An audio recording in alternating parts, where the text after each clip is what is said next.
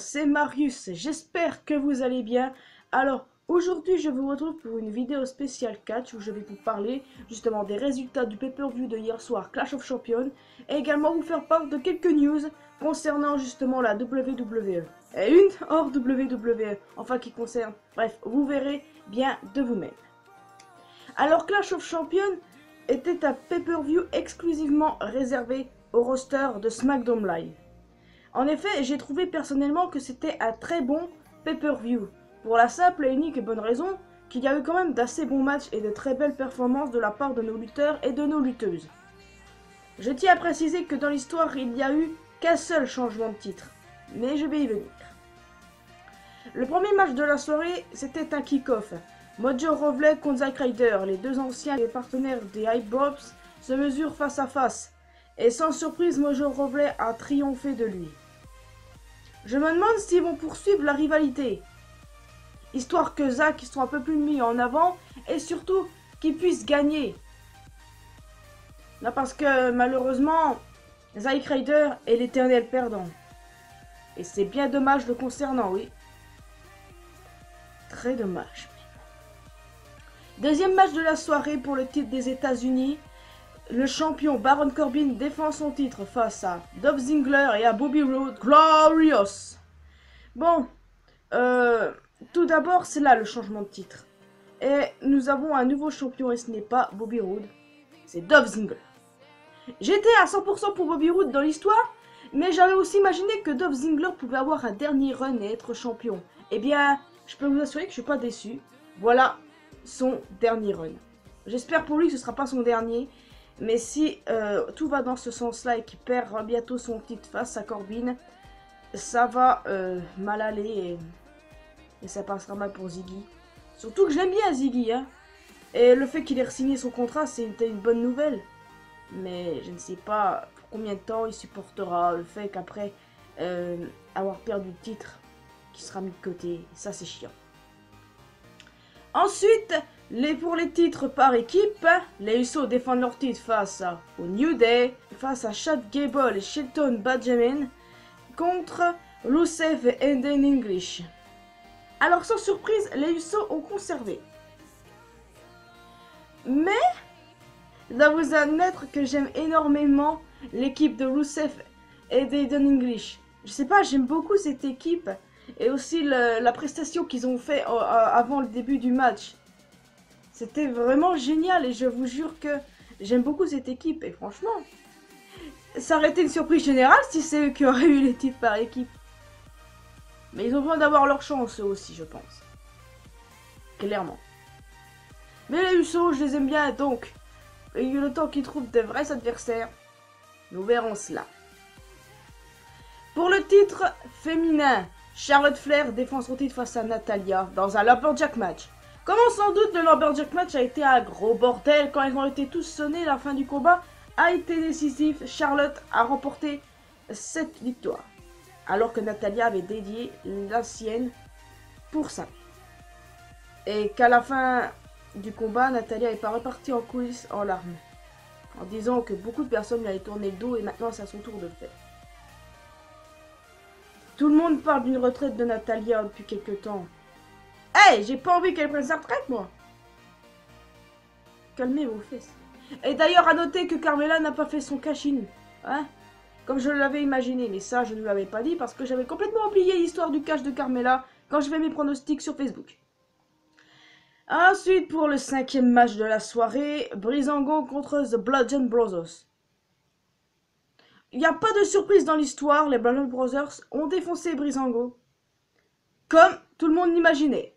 Parce que oui, malgré mon grand amour pour Breezango, le fait que je sois archi fan d'eux, ils n'avaient carrément aucune chance. Mais bon, les Bludgeon Brothers n'allaient quand même pas perdre le premier match en pay-per-view le concernant.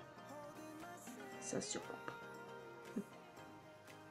6e match de la soirée, Kevin Owens et Sami Zayn contre Randy Orton et Shinsuke Nakamura avec un arbitre spécial, Shane McMahon et Daniel Bryan. On se doute très bien que ça a été le bordel parce qu'à chaque fois que Kevin Owens et Sami Zayn voulaient faire une tombée à Naka ou même à Randy, Shane il faisait pas le compte jusqu'au bout et après c'était le gros bordel parce que Bryan il l'a fait et tout. Et finalement, c'était une victoire sans surprise des deux L. Parce que ils auraient perdu, ils auraient été renvoyés. Bon, on sait tous que renvoyer, quand ça concerne les shows qu'il y a, c'est pas vraiment renvoyer. Mais bon, ils pouvaient pas perdre. À mon sens, encore une fois, les amis, ça devait se passer comme ça. Et le dernier match de la soirée pour le titre de la WWE. AJ Styles défend son titre face à Jinder Mahal, Maharaja. Arrêtez votre haine envers lui aussi, il faut arrêter. Bref, victoire sans surprise d'AJ Styles par soumission. AJ Styles qui garde son titre sans problème et qui a pu sonner les Singh Brothers. D'ailleurs, ceux-là sont toujours du côté de Mahal. Cette faire gnoquer la gueule il y a la semaine dernière, enfin maintenant il y a 2 semaines, c'était pas vraiment non plus l'idéal pour eux, genre, parce que beaucoup pensaient qu'ils allaient redescendre à NXT. Mais en fait, non. Ils sont toujours les petits toutous de Jinder. Bon. Assez surprise qu'il n'y ait pas eu des matchs supplémentaires rajoutés. Mais en effet, c'était quand même un très bon show, les amis. Et croyez-moi, quand je dis que c'est un bon show, c'est un bon show. Et même si vous n'êtes pas de mon avis, ce n'est pas un souci. Parce que Marius pense qu'elle veut. Et Marius dit les choses avec honnêteté. Parce que pour être honnête avec vous, je suis honnête avec vous. Bon, je vais passer maintenant à quelques news. Mais vous me direz dans les commentaires, bien sûr, ce que vous avez pensé de ce pay-per-view. La première nouvelle serait de parler du nouveau tournoi fait par la WWE. Je parle bien sûr du WWE Mixed Match Challenge, qui est justement ce tournoi par équipe mixte à élimination directe. Cette nouvelle série in-ring débutera sur Facebook Watch à partir du 17 janvier 2018 à 4 h du matin, heure française les amis. Diffusée en live sur le réseau social, et plusieurs superstars de Raw comme de SmackDown Live seront en compétition pour remporter 100 000 $. Cette somme ira ensuite à leur caricative de leur choix. Chaque épisode aura une durée de 20 minutes.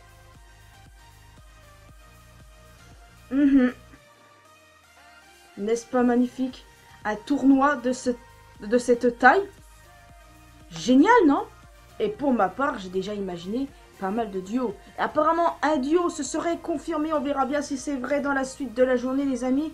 Le duo de Nia Jax et Braun Strowman. Eh oui. Ce duo va être presque invincible et je ne serais pas étonné que ces deux monstres réussissent à tout défoncer parce que franchement ça pète. J'imagine aussi genre un duo Shinsuke Nakamura et Asuka et un duo Finn Balor et Bayley. J'adorerais voir ces 3 duos en réalité. Mais j'avais fait sur Twitter la liste des duos que je voyais justement. Mais bon, je sais qu'il n'y a pas de tout. Bah, vous pouvez prendre quelques secondes pour regarder ma liste.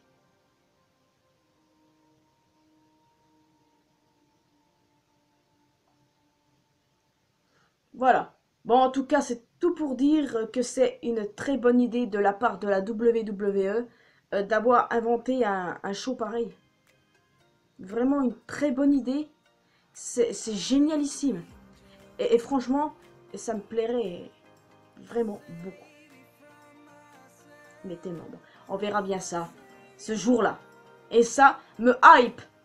Bref, deuxième nouvelle, et ça concerne le roi des Cruiserweight, Neville. Neville dont on n'a pas vraiment de nouvelles maintenant et que les négociations se seraient stoppées net. Et que les carottes sont presque cuites pour lui, oui. Parce qu'à la base, faut savoir qu'il aurait dû aller à SmackDown Live. Seulement, bien sûr, t'as une bande d'abrutis, parce que t'as quand même quelques abrutis à la WWE qui ont dit « Non, il n'ira pas à SmackDown Live ». Alors qu'en fait, il aurait été très bien là-bas. Imaginez qu'il aurait été dans un clan avec Owens et Zayn. Ça aurait été génial, oui, un clan entre les 3 là. Ça aurait été tellement cool et surtout que Neville s'entend à merveille avec les 2 là. Mais non, une pauvre cloche ou des pauvres cloches ont décidé que non, il ne va pas faire ça.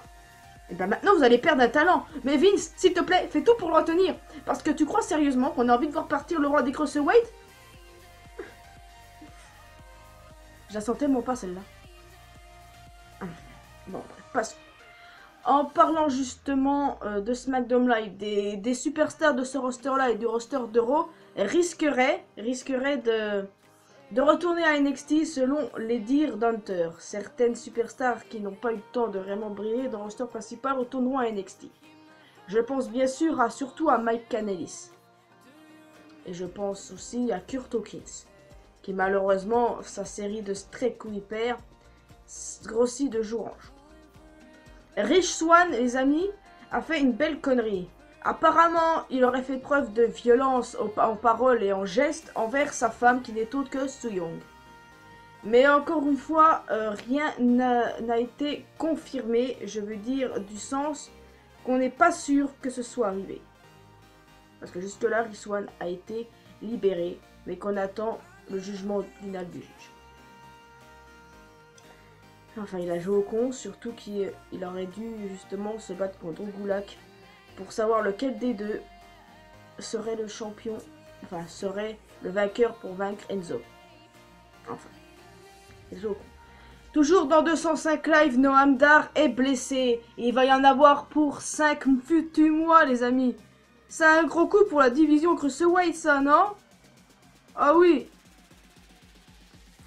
Mais bon, le point positif pour lui, c'est que Drew Gulak l'a emmené voir le Last Jedi, le film Star Wars, et Karya Daivari, son compagnon de chambre. Vous imaginez pas un truc pervers, vous êtes pas sérieux là. 205 Live prend un sacré coup dans la gueule là. Vraiment. Avec justement Noam blessé, Rich Swann qui a fait ses conneries, TJP qui a disparu de la circulation, Austin Aries qui est parti, Neville qui va partir, ça va être la merde. Mais bon, Hideo Itami va arriver, il a fait ses adieux NXT et il va arriver. Et aussi le mec Rostark Spud, apparemment il aurait signé à la WWE et devrait apparaître à 205 Live. La WWE chercherait à re-signer Bobby Lashley et aussi Ethan Carter Free. Je suis contre pour Bobby Lashley, mais je suis pour Ethan Carter, à 100%. Sheamus et sa blessure. Oh mon dieu, quand j'ai vu cette nouvelle, je me sentais tellement mal. Parce que ça racontait que cette blessure-là était tellement similaire à celle qu'avait eu Edge et Stone Cold Steve Austin qui avaient arrêté net leur carrière.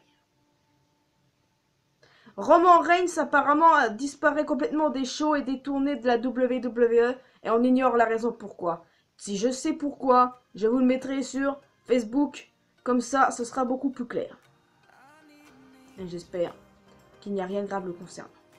Rien de grave. Et hors WWE, maintenant parlons de la teinture phénoménale de Cody. Anciennement Cody Lunes, anciennement Stardust. Il est blond maintenant. Ça ne me plaît pas trop tout ça. Mais bon, c'est fou qu'il ressemble à son frère comme ça. Bon, en même temps, il a voulu faire comme lui et comme son père, je suppose. C'est bien, Cody. C'est bien. Bon, j'ai annoncé toutes les nouvelles qu'il fallait pour le moment. Il y en reste que d'en avoir d'autres qui vont venir au fil de la journée. Restez branchés sur tous les sites WWE qui sont fiables. Comme ça, vous serez au courant des dernières nouvelles. Moi, je vous laisse ici. Je vous dis à bientôt dans une prochaine vidéo. Dites-moi ce que vous avez pensé de cette vidéo. Et également du pay-per-view Clash of Champions. Et aussi ce que vous pensez de l'idée du tournoi mixte. Parce que c'est important et je le redis, c'est une idée fabuleuse. Alors bon, je vous laisse là. Je vous retrouve justement dans une prochaine vidéo. Rien à voir avec le catch, mais bon. Alors abonnez-vous sur Facebook, Twitter, Instagram. Allons discuter ensemble sur Discord. Abonnez-vous à ma chaîne secondaire. Et n'oubliez pas, Rusev Day. Ciao.